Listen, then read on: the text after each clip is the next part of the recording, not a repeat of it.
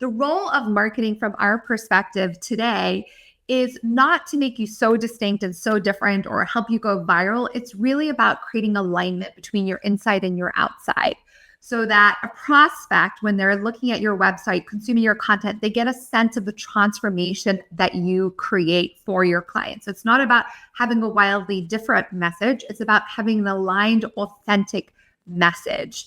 In this episode, I talk about marketing strategies to overcome stagnation, and we started to introduce the idea of an ideal client profile. So that's the top 10% of your clients who value what you do, you find fulfilling to work with. And if you cloned and replicated, you would have a wildly successful business if all your future clients looked like them. Your outside, which is like your website, your social, all of that needs to reflect your inside. So what it's like to work with you as humans, as advisors, what that experience is like. And if I can't get a sense of that from your digital presence and your marketing, then I'm really going to miss the opportunity to get to know you.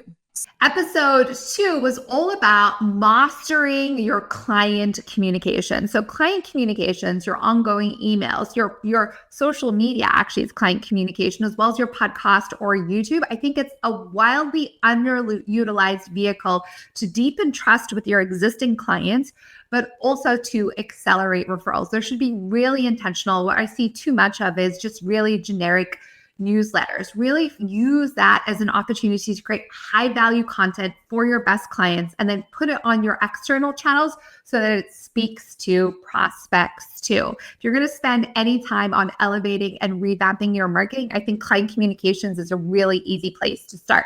Think about client communications as a vehicle for you to figure out your content game, drive deeper connection, accelerate referrals, but most importantly, scale yourself.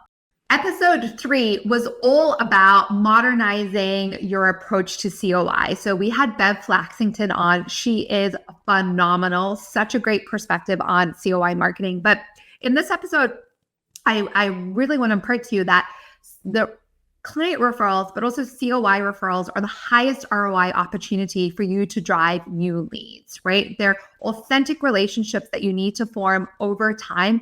But if you're doing it in a modern way and you're leveraging digital to stay front and center, so putting your COIs on your client communications, connecting them to them on social media, and you're thinking about it differently. So thinking about COIs beyond estate planning attorneys and accountants, but the professionals and places where your best clients are, all of a sudden, you're going to have a network of people that are already in front of your ideal client. And that's an opportunity for you to serve them, to add additional value, and for them to become your clients. I think a modern approach to COIs is something we're going to see shift across our industry. One of the things, and this is the new school way of thinking, is we really have to expand how we think about a center of influence, because in fact, the center of influence is anyone who is touching the same sort of clients that you want to be touching.